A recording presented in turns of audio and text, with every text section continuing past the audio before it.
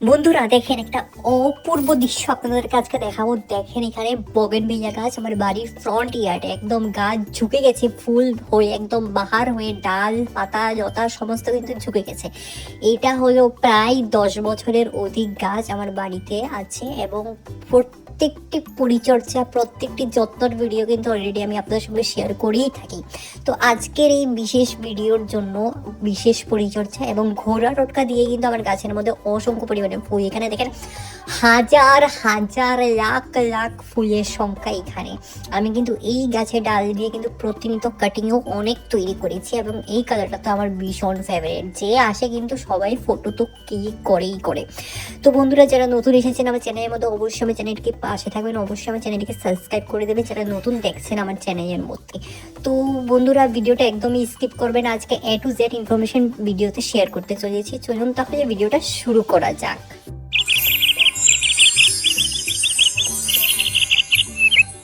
নমস্কার বন্ধুরা, কেমন আছেন সবাই? মিকি মিনিস গার্ডেন্সের মধ্যে আপনাদের সকলকে স্বাগত জানাচ্ছি। বন্ধুরা আজকের দিনটা তো অনেকটাই স্পেশাল, কারণ আজকে আমার বাগানে আমার ফুল গাছের মধ্যে দেখেন এখানে পাতাহীন হয়ে গেছে। আমি তো পাতাই খুঁজে পাচ্ছি না, বাইরে কিন্তু ফুলে ভরপুর, সেটা অবশ্যই আমি আপনাদের সঙ্গে শেয়ার করবো। আর এখানে দেখেন প্রত্যেকটি পাতা কিন্তু হেলদি, এটা কিন্তু গাছের ভিতর সাইড আমি আপনাদের সঙ্গে শেয়ার করছি।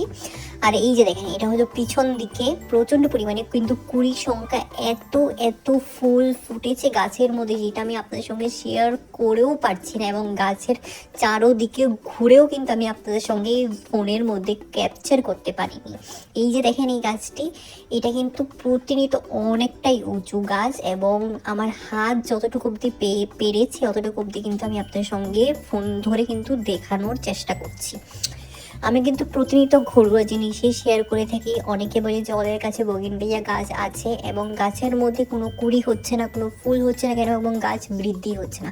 তো আজকের এই ভিডিওর মধ্যে গাছ কি করে বৃদ্ধি করবেন, গাছের মধ্যে কি করে এরকম কুড়ির বর্ষা করবেন গাছের মধ্যে। দেখেন এখানে একদম পাতাহীন হয়ে গেছে। এই যে দেখেন প্রচণ্ড উঁচু দুর্দান্ত লাগছে, একটা অপূর্ব দৃশ্য লাগছে আকাশের সঙ্গে যখনই এই ফুল মিশে গেছে। তো আজকে আমি একটা এমন ঘরোয়া টনিক আপনার সঙ্গে বানিয়ে শেয়ার করব যেটা খুবই লাভদায়ক গাছের জন্য। গাছের মধ্যে দিয়ে দিন, সপ্তাহের মধ্যে কিন্তু ফুলে গাছ ভরে যাবে।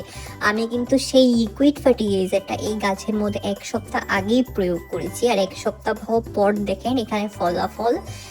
গাছ একদম সেই কারেন্টের টানের উঁচুতে গিয়ে পৌঁছে গেছে, ভাবেন আপনারা। তো বন্ধুরা আমি কিন্তু প্রতিনিয়ত কাটিং তো অনেক তৈরি করেছি বোগেনভিলিয়া গাছের। এই গাছের ভ্যারাইটি হলো খুবই দুর্দান্ত গাছ। একটা কাটিংও যদি আপনারা খুব সহজেই তৈরি করে আপনাদের বাড়িতে লাগান তো ঠিক এরকমই কিন্তু বড় হবে আপনাদের গাছ, এটা আমি কিন্তু গ্যারেন্টি দিয়ে বলছি।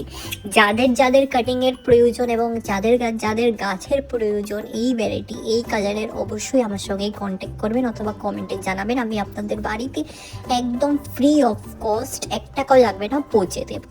তো বন্ধুরা এই যে দেখেন থোকা হয়ে গেছে, এই যে কাগজ ফুল বলা হয় এবং প্রতিনিয়ত অনেক নামই আছে এই ফুল গাছের। তো এই ফুলটা কিন্তু বেশ মাস অবধি কিন্তু গাছের মধ্যে থাকবেই থাকবে, এটাও কিন্তু গ্যারেন্টি দিয়ে বলছি। কোনো ফুল কোনো পাতা লতা কিন্তু একটাও কিন্তু ঝরে ঝরে পড়ছে না। আর যতটুকু আমি এখানে আপনাদের সঙ্গে ক্যাপচার করছি ততটুকু কিন্তু আমি একটা জিনিস লক্ষ্য করেছি, নতুন নতুন পাতা কিন্তু হচ্ছে, এখনো হচ্ছে এবং একটা পাতাও কিন্তু ফাঙ্গাস অ্যাট্রাক্টেড নয় গাছের মধ্যে। বাট কিছু কিছু পাতা আছে হলুদ হয়ে গেছে, সেগুলো কমন সিজনের জন্য, রোদের জন্য পাতা যদি পূরণ হয়ে থাকে তখন অবশ্যই হয় সেই সব সমস্যা। তো যখনই আপনাদের গাছের মধ্যে কোনো পাতা এরকম হলুদ হয়ে যাবে বা পোকামাকড়ের কোনো আক্রমণ সংখ্যা দেখতে পারবেন তো শিগগিরই সেই পাতাগুলোকে কিন্তু তুলে ফেলে দেবেন, গাছের মধ্যে রাখবেন না, খুবই ক্ষতিদায়ক হবে সেটা। আর গাছের মধ্যে যদি নতুন নতুন এরকম শুটস বের করতে চান, নতুন ব্রাঞ্চেস বের করতে চান, অবশ্যই আগাছা উপরে যেই গাছের যে টিমিং সেই হেডটা টপটাকে আপনারা একটা কাঁচির মাধ্যমে কেটে দেবেন।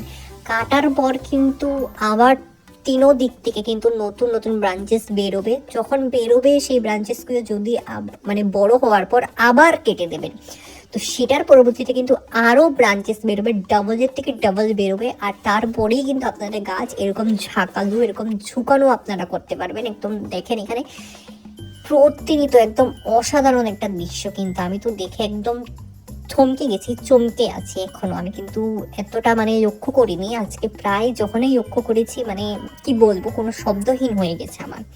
তো বন্ধুরা, অনেকে বলে যে ওদের গাছের মধ্যে গ্রোথ নেই, গ্রোথ থেমে আছে। তো গ্রোথের জন্য আপনারা একটা জিনিস করতে পারবেন, অ্যালোভেরা। অ্যালোভেরা লিকুইড টনিক ঘরে তৈরি করে সেটা অবশ্যই গাছের মধ্যে স্প্রে করতে হবে প্রতিনিয়ত, 1 সপ্তাহ কন্টিনিউয়াস স্প্রে করতে হবে। সকালে স্প্রে করবেন এবং যদি সকালে না পারেন বিকেলে স্প্রে অবশ্যই করবেন। অ্যালোভেরার মাধ্যমে কিন্তু গাছের মধ্যে এই যে দেখেন এরকম ছোট ছোট কিন্তু কুড়ির মাত্রা অবশ্যই গাছের মধ্যে আসবে। আর এই যে দেখেন এই ছোট ছোট কিন্তু ফুল হওয়া কিন্তু শুরু হয়ে গেছে, আরও ফুল হবে।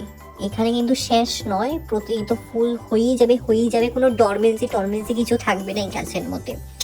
তো অনেকে বলে যে কাগজ ফুল শীতের মধ্যে ডরমেন্সিতে থাকে, সেটা সেই মানে সঠিক কথা, ঠিক কথা। বাট এই গাছটা যেহেতু অনেক পুরনো, তো আমার গাছের মধ্যে কোনো ডরমেন্সি নেই, যেহেতু এখানে আপনারা ফলাফল দেখছেন।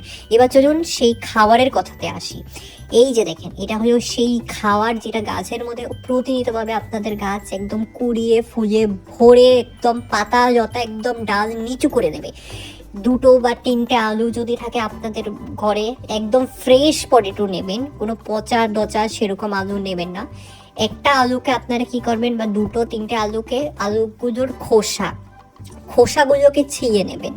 খোসাগুলো কিন্তু ফ্রেশ লাগবে, কোনো পচা খোসা, কোনো শুকনো খোসা বা কোনো গলে যাওয়া খোসা একদম ইউজ করবে না। ফ্রেশ বের করে আলুর থেকে খোসাগুলোকে নেবেন, কারণ এটার মধ্যে প্রচণ্ড মাত্রায় পটাশিয়াম আছে। পটাশিয়াম ফসফরাসের মাত্রা অনেকটাই। এই পটাশিয়াম ফসফরাস যদি আমাদের গাছের মধ্যে পড়ে, তো গাছের মধ্যে অবশ্যই, যেই গাছের মধ্যে কুড়ি নেই সেই গাছের মধ্যেও কিন্তু কুড়ি আসবে। তো এটাকে কিন্তু আমি ওভারনাইট ভিজিয়ে রাখবো। আমার একটা ছোট গাছ আছে, সেই গাছের মধ্যে আমি এটা প্রয়োগ করব।